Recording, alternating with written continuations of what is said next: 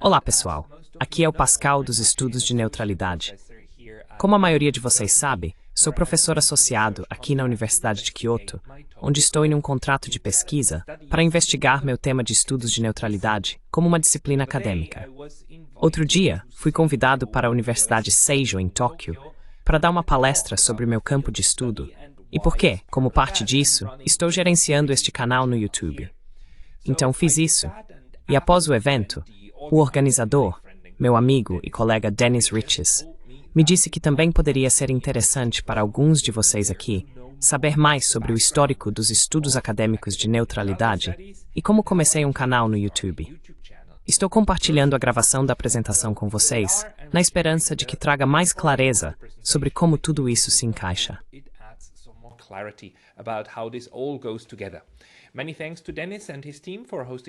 Muito obrigado a Dennis e sua equipe por sediar este evento, e aqui vamos nós.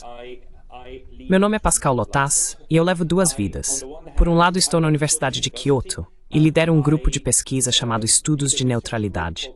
Estou envolvido nesse projeto acadêmico de estudos de neutralidade há pelo menos 8 anos. Fiz meu doutorado aqui no Japão. Comecei em 2014 e por volta de 2015 encontrei meu tema. Em 2016, percebi que não entendia meu tema, então encontrei a neutralidade. Sou suíço, e como suíço, a neutralidade é algo sobre o que falamos todos os dias. É algo como, desculpe, não que falemos sobre isso todos os dias. Não falamos, mas está conosco. É simplesmente a coisa mais natural do mundo, pensarmos em nós mesmos como neutros.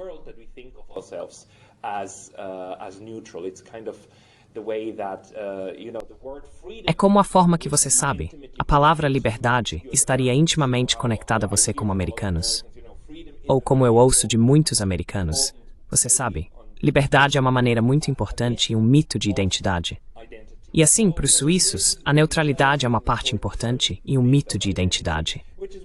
E é por isso que eu não estava interessado nisso, até que meu orientador aqui em Tóquio me disse: sabe, Pascal, nós realmente não sabemos o que as embaixadas neutras fizeram no Japão durante a Segunda Guerra Mundial.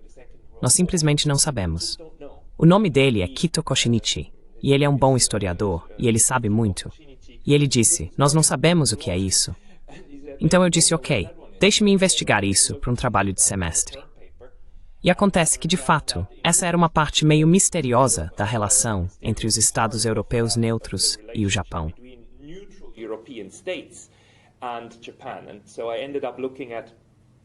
E então acabei olhando para a Espanha, Suécia e Suíça, porque todos os três eram neutros. E todos os três tinham uma relação com o Japão, mesmo no auge da guerra e até o final. E isso foi fascinante. Então algo me ocorreu que era ainda mais fascinante, que é que a Suécia e a Suíça eram dois neutros, pareciam semelhantes por fora, funcionavam de maneira diferente por dentro, e tinham uma relação muito semelhante com o Japão. Mas a Espanha também. A Espanha era uma ditadura sob Francisco Franco que acabou de terminar uma sangrenta guerra civil em 1939, após 3 anos, e depois uma ditadura sangrenta, e eles tinham uma relação com o Japão. E esses 3 estados, na verdade, começaram a colaborar durante a guerra, porque os japoneses, os alemães e os americanos pediram que fizessem isso.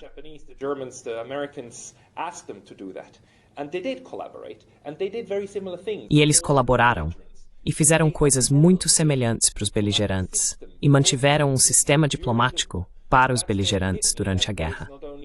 Foi quando me dei conta de que não apenas há coisas que ainda não sabemos sobre a Segunda Guerra Mundial, mas também há coisas que não entendemos sobre como atores neutros interagem entre si durante as guerras.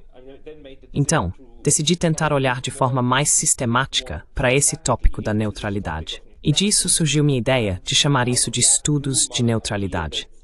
Deixe-me estudar a neutralidade de forma sistemática. E quando entendi quantas coisas poderiam ser estudadas em um nível tão profundo, não apenas a Segunda Guerra Mundial, mas a Primeira Guerra Mundial, a Guerra Fria, o século XIX, 1870, neutralidade marítima, neutralidade terrestre, guerra, neutralidade permanente.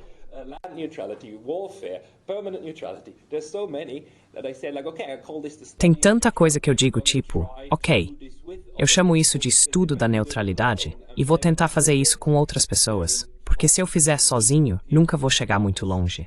Eu preciso da contribuição de outros. Não apenas daqueles que já escreveram livros e artigos, mas também os livros e artigos que virão, para entender isso melhor. Então, de certa forma, o que estou tentando fazer no momento é o que Dennis está fazendo com a história. Ao afirmar que existem estudos de neutralidade, espero que outros adotem isso. E se pessoas suficientes fizerem isso, então isso existirá. E se não fizerem, não existirá. Então estou em um ponto onde estou tentando experimentar se posso ou não estabelecer algo e se consigo fazer com que outros adotem isso.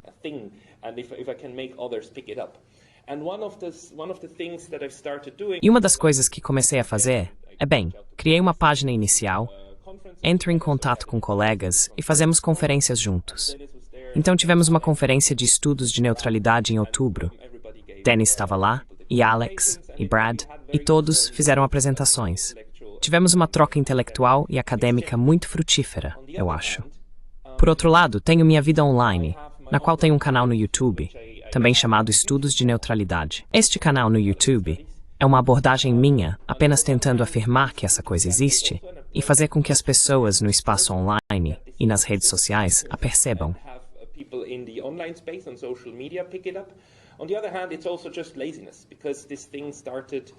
Por outro lado, é também pura preguiça, porque isso começou há 6 ou 7 anos, apenas como um lugar para colocar webinars. Apenas webinars organizados, com pessoas que davam palestras sobre suas pesquisas. E eu coloquei isso lá apenas para estacionar, para ter em algum lugar.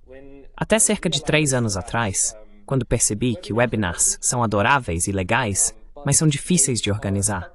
E então você tem algumas pessoas que aparecem, e você tem uma longa discussão e sessão de perguntas e respostas. E depois isso fica na internet e é assistido 10 de 30 vezes, talvez. E isso é bom. Tá ok. Mas, se eu conversar com as pessoas individualmente, tem 1 hora, posso entrevistar e fazer perguntas mais profundas a essas pessoas. E posso obter resultados mais interessantes para mim.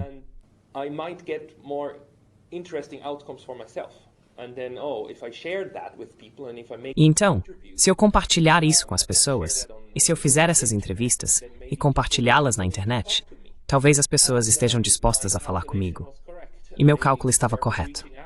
Comecei a entrar em contato com diferentes acadêmicos e intelectuais, diplomatas, políticos, e apenas dizendo em um e-mail: "Oi, eu tenho um canal no YouTube. Você estaria disposto a falar comigo?" A maioria das pessoas começou a dizer sim, incluindo pessoas como o Sr. Jack Matlock, o último embaixador dos Estados Unidos na União Soviética. Então eu consegui entrevistá-lo. Consegui entrevistar pessoas como Chas Freeman, ex-embaixador dos Estados Unidos na Arábia Saudita e principal tradutor de Nixon, quando Nixon foi à China para normalizar as relações, e um crítico muito brilhante dos assuntos atuais dos SCOAN.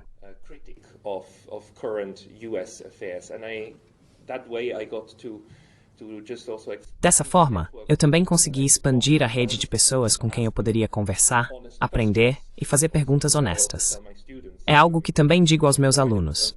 Quando você escreve um trabalho de conclusão de curso, especialmente uma tese, tente fazer uma pergunta real, não uma retórica. Não, sabe? Como algumas pessoas começam com: "A Rússia deveria ter invadido a Ucrânia em 2022. Bem, você não está fazendo uma pergunta. Você está estabelecendo sua própria tese, certo? Você está se preparando para chegar às conclusões que deseja. O oposto disso são perguntas reais, como: por que no momento encontramos tanta narrativa comum sobre a guerra na Ucrânia na mídia ocidental?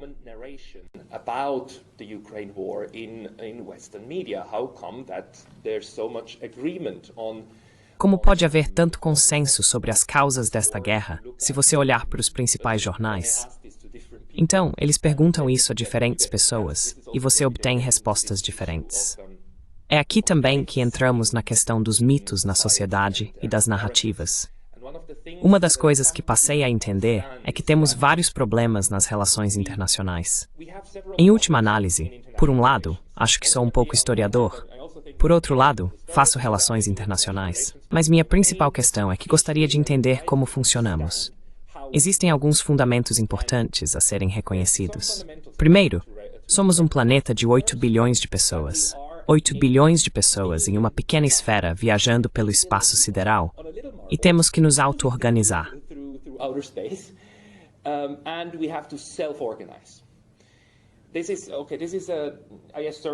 Isso é, ok, eu afirmo isso. Quero dizer, como teólogo, você pode discordar. Quero dizer, se existe um Deus e Deus nos deu princípios, então não nos auto-organizamos. Então nos organizamos de acordo com os princípios. Mas se nos conceitualizamos como independentes de um primeiro princípio universal, além dos princípios naturais aos quais temos que aderir, como a gravidade, talvez a evolução e assim por diante, temos que nos auto-organizar como espécie. E por alguma razão, a espécie começa a se matar, especialmente quanto maiores os grupos se tornam. E isso é algo assustador de se fazer, porque, em última análise, não conheço muitas espécies que fazem isso, que matam massivamente seus próprios membros.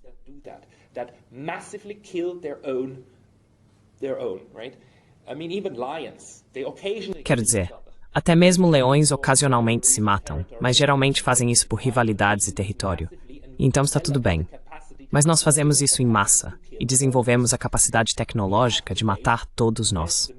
Hoje temos os meios, que se algumas pessoas apertarem alguns botões, todos morreremos. E isso é uma coisa estúpida de se fazer para uma espécie. Isso é realmente uma coisa boba, mesmo do ponto de vista evolutivo. Isso é fascinante. Isso deve ser uma propriedade emergente que surge da complexidade do sistema. Agora, entender o sistema, eu acho, é o que as relações internacionais devem fazer. Estudar-nos no nível macro muito grande.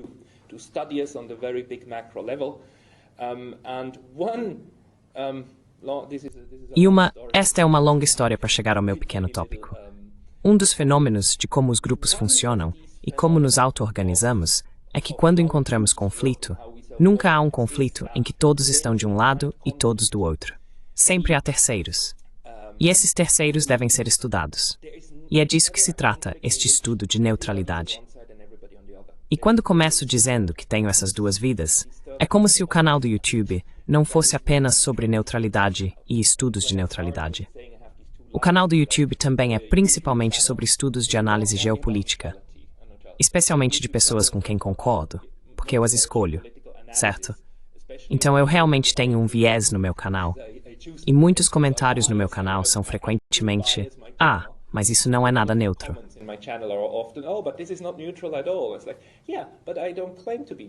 É como sim, mas eu não afirmo ser neutro. Eu afirmo estudar a neutralidade. Nunca conheci um pesquisador de câncer que fosse um câncer. Nunca conheci um biólogo que ele mesmo fosse uma planta, certo? Então eu estudo esse fenômeno. Eu não sou neutro, sou um neutralista. Eu realmente acho que o fenômeno da neutralidade na política de terceiros tem algo a contribuir não apenas para a forma como o sistema funciona, mas se usarmos essas ferramentas corretamente, talvez possamos influenciar esse sistema de 8 bilhões de pessoas que criamos de uma maneira produtiva ou de uma forma que talvez funcione com menos violência. Essa é a esperança geral da coisa. E posso falar mais sobre este canal do YouTube e como ele me ajuda, porque ele me ajuda de muitas maneiras diferentes. E tem sido muito benéfico até agora.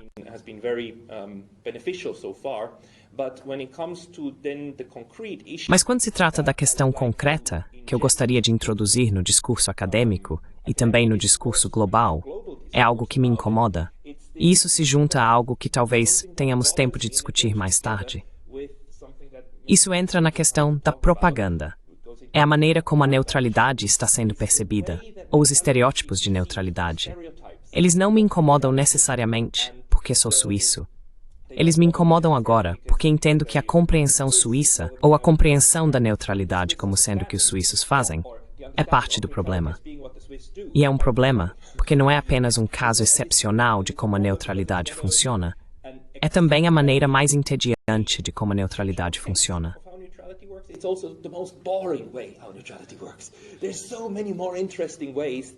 Existem maneiras muito mais interessantes de como esse fenômeno se manifesta, que se eu contar para você, se eu mostrar para você, talvez concorde que são muito mais interessantes do que o que a Suíça representa. Então há dois problemas principais com os estereótipos sobre a neutralidade.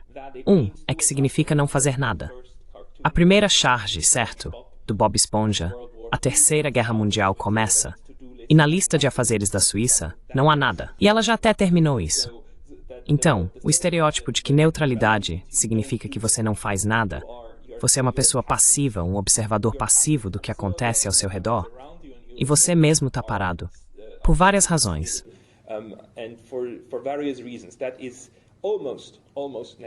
Isso quase nunca é o caso. O segundo estereótipo inerentemente inútil, e não acho que isso seja de propósito, é apenas a maneira como tentamos, você sabe, precisamos de metáforas, precisamos de maneiras de entender conceitos abstratos, e a neutralidade é um conceito abstrato. Essa metáfora da balança é inerentemente inútil. Estou muito feliz que as pessoas percebam que 12 de dezembro é o Dia Internacional da Neutralidade, Dia da Neutralidade das Nações Unidas. Temos isso desde 2017, graças sim ao Turcomenistão. O Turcomenistão é o país que garantiu que as Nações Unidas declarassem seu dia de soberania de neutralidade. Eles tiveram sua neutralidade legalmente reconhecida pela ONU em 12 de dezembro de 1995. E realmente insistiram até que a ONU concordasse, ok? Tudo bem, vamos ter um dia de neutralidade. Então agora temos isso.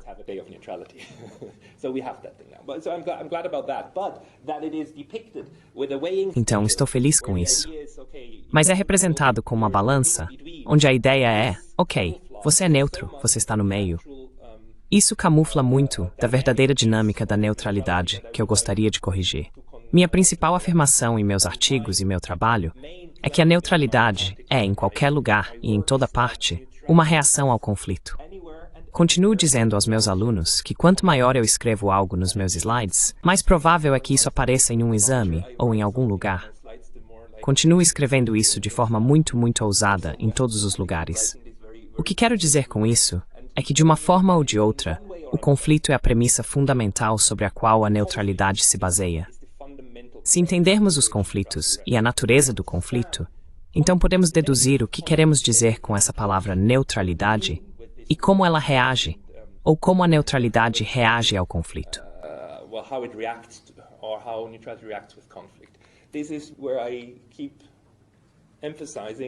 É aqui que continuo enfatizando que, se temos o beligerante 1, ou a parte em conflito 1, e o beligerante 2, a parte em conflito 2, o ponto principal é que, quando eles entram em um conflito, guerras são apenas a pior, ou uma das piores formas de conflito. Então imaginar que a parte neutra A se senta no meio, equilibrando entre os dois, é em última análise ruim para nós, porque camufla o fato de que o relacionamento entre esses atores é na verdade um triângulo, não é uma linha. O ponto principal é que todos esses atores interagem, e a questão fundamental é que o ator neutro A está inerentemente em paz com B1 e em paz com B2, enquanto B1 e B2 estão em guerra entre si.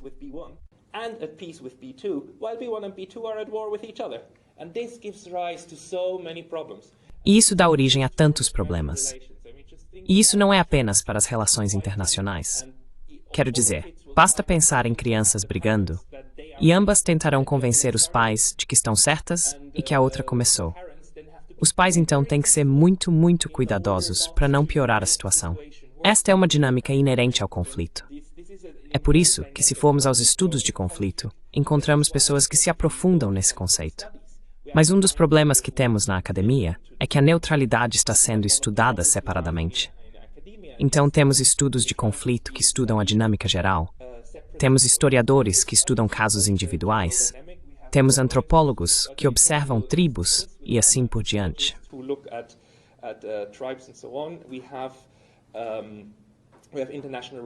Temos relações internacionais, que principalmente ignoram isso e substituem por outros conceitos como equilíbrio, hedging, bandwagoning, autonomia estratégica e diplomacia multivetorial.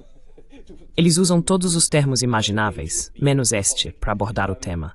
E é aqui que acho que faria sentido ter o estudo da neutralidade como um campo para reunir essas vertentes e entender a neutralidade como um fenômeno, e então torná-la útil nessas diferentes áreas. Vamos deixar isso de lado novamente.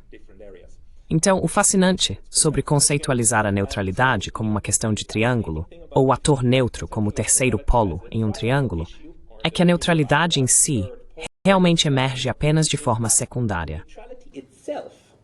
actually emerges only secondarily, right? The primary actors are the actors.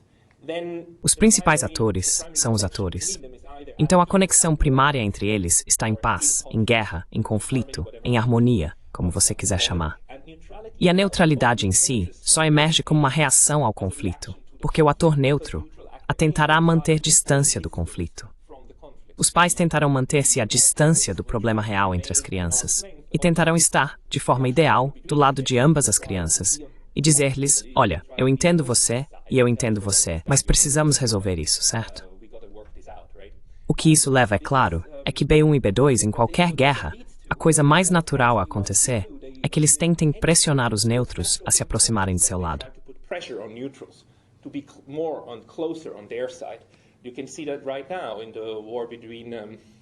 Você pode ver isso agora na guerra entre... Bem, Rússia e Ucrânia é um exemplo muito difícil, porque temos conflitos acontecendo em vários níveis. Temos uma guerra quente entre Rússia e Ucrânia. Temos uma guerra estrutural fria entre Rússia e a OTAN e os aliados adicionais da OTAN. Temos um conflito menor acontecendo entre as repúblicas de Donbass e a Ucrânia. Como muitas vezes acontece, a guerra real ocorre em vários níveis. Mas se dividirmos esses níveis, descobriremos como os atores abordam isso. Por exemplo, a Suíça, meu país de origem, decidiu que, como é oficialmente neutra, permanecerá neutra na guerra quente e se absteve de enviar armas para a Ucrânia, porque, de acordo com a lei internacional, isso não é permitido. Então eles se mantiveram afastados disso.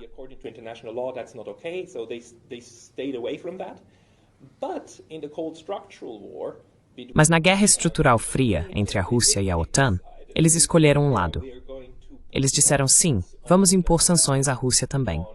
Então os russos reagiram a isso, dizendo, Suíça, você não é mais neutra. Não a reconhecemos como neutra. Mesmo que os suíços continuem dizendo, mas somos neutros. Você deveria nos reconhecer como neutros porque não estamos enviando armas? Os russos estão dizendo, bem, isso não é o que mais nos interessa. Você está escolhendo um lado com os outros. Quero dizer, veja, os russos estão apontando para outros estados como China, Índia e países da ASEAN que não enviam armas e não impõem sanções, certo?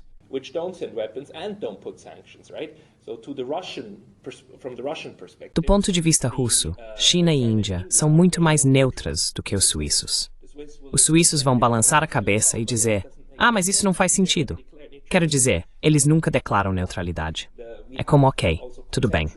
Também temos diferenças conceituais sobre o que queremos dizer.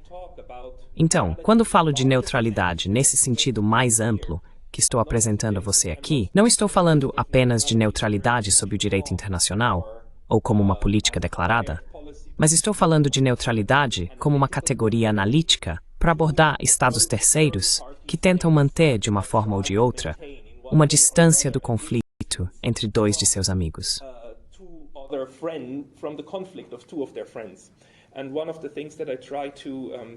E uma das coisas que tento estabelecer aqui é que devemos reconhecer que, embora o ator neutro A seja neutro, mesmo que mantenha uma neutralidade bem-sucedida em relação ao conflito, o ator neutro está, na verdade, preso dentro do que eu chamo de constelação de conflito.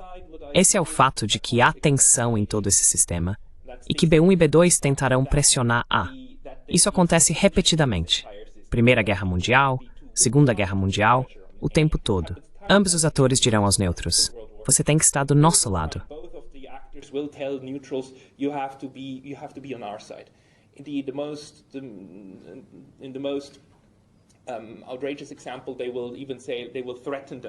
Exemplo ultrajante. Eles até dirão que ameaçarão com violência e podem até invadi-los. Às vezes, atores neutros são invadidos porque um dos beligerantes diz, eles estão ajudando demais o outro. Foi o que aconteceu com o Irã. O Irã foi invadido pela União Soviética e pela Grã-Bretanha. A União Soviética e a Grã-Bretanha invadiram o Irã porque disseram, Irã, você está negociando muito petróleo com os alemães. Então vamos tomar você. É por isso que tivemos uma das conferências importantes da Segunda Guerra Mundial, a Conferência de Teherã. Por quê? Não porque o Irã entrou na guerra, mas porque foi invadido pelos aliados. É um dos pequenos detalhes da história que muitas vezes passam despercebidos. Mas, de qualquer forma, resumindo, os neutros são pegos em uma constelação de conflitos. E geralmente, como eu também tento ilustrar isso, é com o experimento mental do homem na Lua.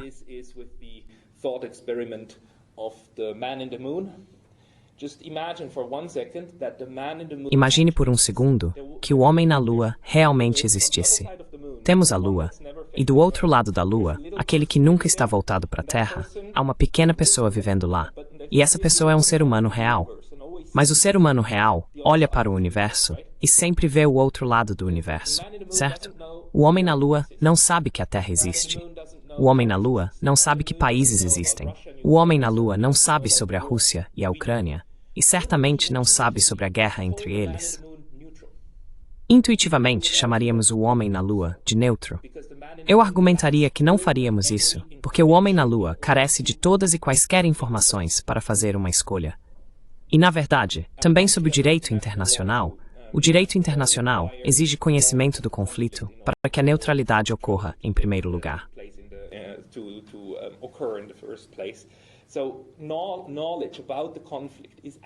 Portanto, o conhecimento sobre o conflito é realmente necessário para que o conceito de neutralidade faça sentido. O homem na Lua estaria simplesmente não envolvido, fora do âmbito da constelação do conflito, portanto, não neutro. Mas não neutro no sentido de não neutro. Neutro no sentido de estar apenas fora do que este termo pode logicamente ou possivelmente se referir. É por isso que também sabemos que França e Grã-Bretanha tiveram guerras no século XIII. Elas tiveram. E sabemos que o Império Inca existia no século XIII. Mas descrever o Império Inca como neutro, quando eles não tinham nenhum conhecimento um do outro, simplesmente não faria sentido.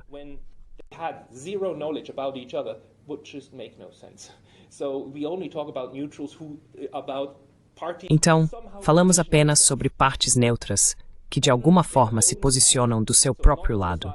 Não do lado de um, nem do lado do outro, mas do seu próprio lado. Esta é uma das razões pelas quais continuo dizendo que pensar nos neutros como atores que não fazem nada apenas camufla o fato de que eles têm que fazer muito. Eles têm, antes de tudo, que tomar a decisão de não apoiar um ou outro, ou de apoiar ambos, ou de apoiar um mais do que o outro, mas não tanto quanto estariam.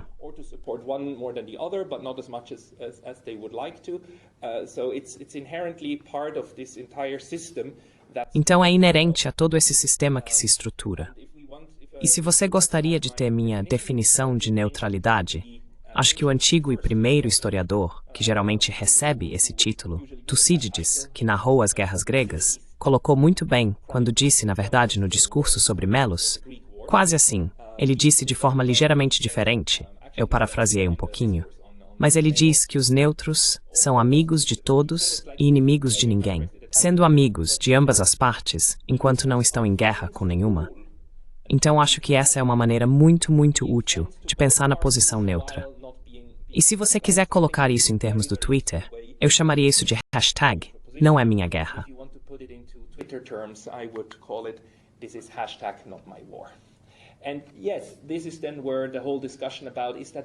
E sim, é aqui que surge toda a discussão sobre se essa é uma posição moral. É uma boa posição a se ter? Você pode, quando o mal absoluto existe, simplesmente ser neutro em relação a ele. Tenho muito a dizer sobre o enquadramento moral, mas o ponto principal, porque não temos tanto tempo, é que eu o rejeito. O enquadramento moral não deixa espaço algum para a neutralidade, porque se guerra e violência são sempre um confronto entre o bem e o mal, entre o diabo e o anjo, então, obviamente, não há como estar no meio. Mas se usarmos o quadro da escola realista, como o Sr. von Clausewitz, que cunhou a frase de que a guerra é a continuação da política por outros meios.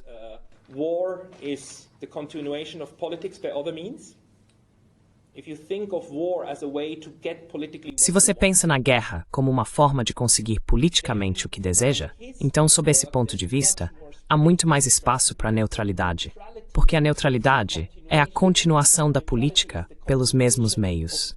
Assim, enquanto os beligerantes vão à guerra para conseguir o que querem, os neutros continuam fazendo o que já estavam fazendo, com ferramentas pacíficas com seus parceiros, enquanto os outros estão em guerra. Então, geralmente, o ataque aos neutros é como, mas como você ousa? Quero dizer, obviamente o outro era mau. E então, geralmente, o neutro tem que dizer a eles, Sim, você sabe, sim, é isso que o outro cara também me disse sobre você. Oh, mas ele está mentindo, obviamente. Isso é propaganda. Sim, é isso que ele me disse sobre você. E assim por diante. E mesmo se você for aos azuis, sabe, a tudo isso, ou os neutros, eles estavam violando o ato de comércio com o inimigo.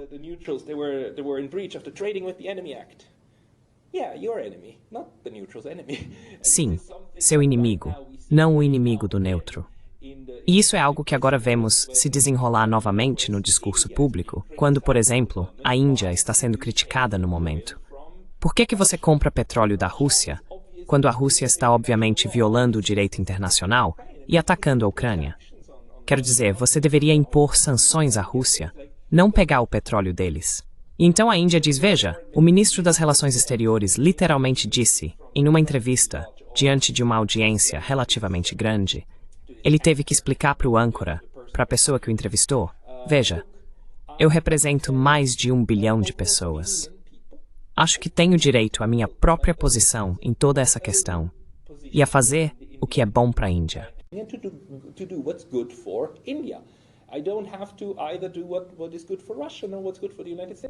Eu não preciso fazer o que é bom para a Rússia ou o que é bom para os Estados Unidos.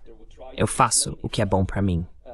E essa é a maneira típica de um ator de terceira parte tentar se explicar para essas partes beligerantes. E podemos falar mais sobre a dinâmica que isso cria. Então essa é a estrutura que estou desenvolvendo e que acho que tem muito a oferecer, especialmente em um mundo multipolar no qual estamos entrando agora, no qual estamos no momento. E isso também faz parte do que faço no meu canal. Tento entender como é o mundo em que estamos atualmente. E como historiadores, temos a grande vantagem de que o mundo que observamos já passou, já se foi.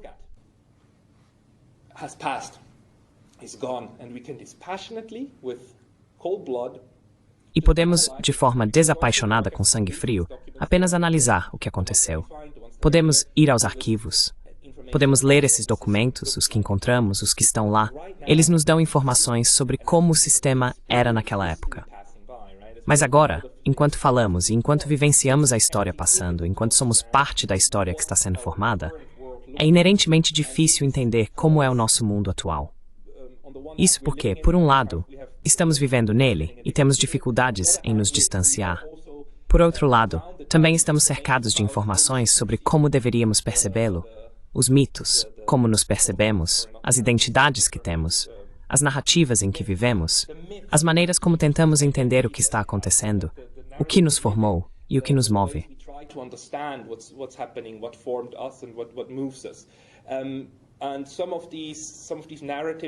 E algumas dessas narrativas, essas propagandas, são influenciadas conscientemente por certos atores que gostariam que outros percebessem as coisas da mesma maneira. Outras coisas são influenciadas porque as pessoas simplesmente, honestamente, têm maneiras muito diferentes de ver a mesma coisa. E estamos em um processo constante envolvendo 8 bilhões de indivíduos tentando entender conjuntamente o que está acontecendo e dar sentido a isso, certo? Então vejo isso como um processo natural. Parte desse processo é mais guiada do que outras.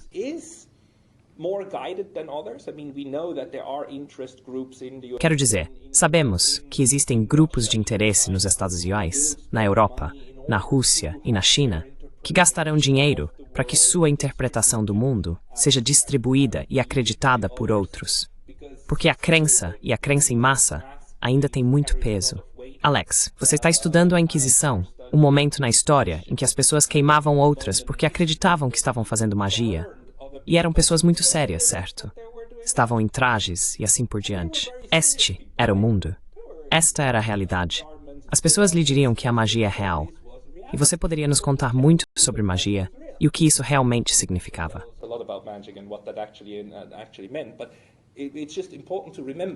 Mas é importante lembrar que somos uma espécie tão ingênua que geralmente é muito difícil para nós saber o que é real e o que é imaginado.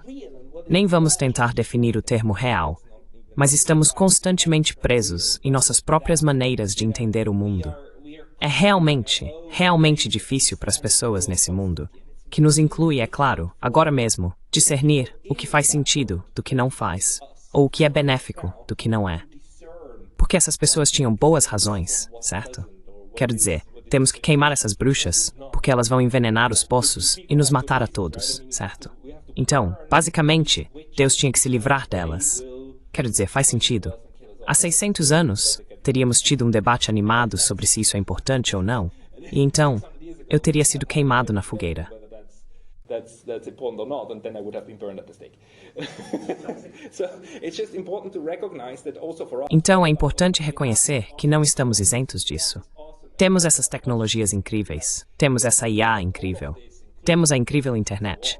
Desenvolvemos tudo isso, incluindo projetores e assim por diante. Mas ainda somos os mesmos indivíduos falhos que precisam entender o mundo em que vivem. No geral, dar sentido às coisas é muito difícil. E muitas vezes também inclui a disposição de reconhecer contradições inerentes. Não acho que as contradições sejam algo de que precisamos nos livrar, mas sim reconhecer que elas existem. E quando se trata de neutralidade, algumas das contradições são que, por um lado, a neutralidade é o ato de manter a paz com os beligerantes.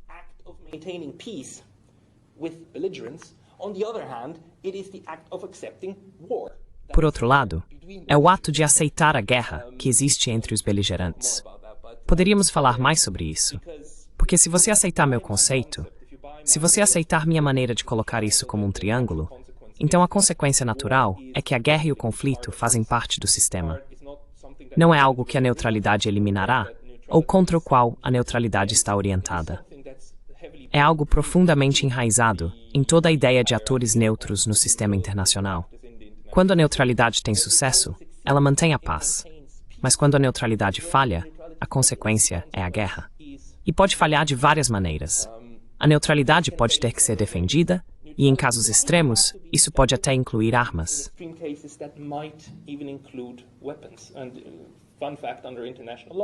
E fato curioso, segundo o direito internacional, se um Estado declara sua neutralidade, e então um beligerante tenta passar pelo território do neutro, seja sobrevoando ou com tropas, o neutro tem o dever de defender, garantir que isso não aconteça e repelir essas forças à força. E isso em si não é um ato de guerra segundo o direito internacional. Mas esses são detalhes. Você entende o que quero dizer? Não se pode eliminar as contradições inerentes ao sistema. Então, provavelmente, é melhor aceitar que as contradições permanecem e explicar por que elas existem.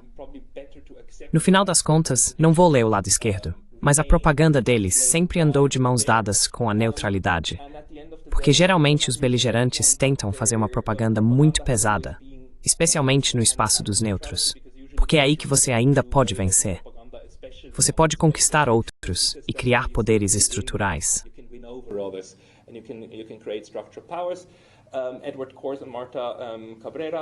Edward Coase e Marta Cabrera escreveram um livro lindo sobre isso. Eu os entrevistei no meu canal e talvez esta seja a última coisa que quero dizer sobre este canal. Uma das coisas que ele me permite fazer, porque está crescendo, é ter essas discussões sobre geopolítica. E eu ganho cada vez mais espectadores. Estou agora em um ponto onde posso até pegar um assunto chato, como neutralidade, e simplesmente empurrá-lo goela abaixo dos meus espectadores. E nunca será assistido tanto quanto os outros vídeos, mas será assistido algumas milhares de vezes. E estou muito feliz com isso. E esse é o poder estrutural que você pode usar na internet.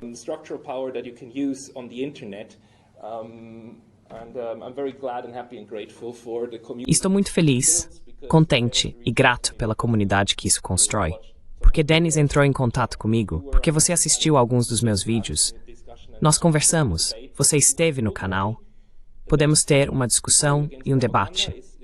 E eu realmente acho que, em última análise, a melhor ferramenta contra a propaganda é o debate racional, porque a propaganda prospera ao simplificar a realidade. Tudo precisa ser fácil e burro. A Rússia é má, a Ucrânia é boa, a China é má, os Estados Unidos são bons, a OTAN é boa, é burro e simplista.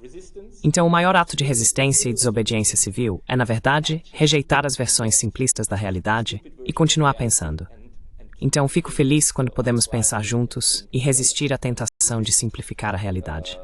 Muito obrigado. Thank you very much.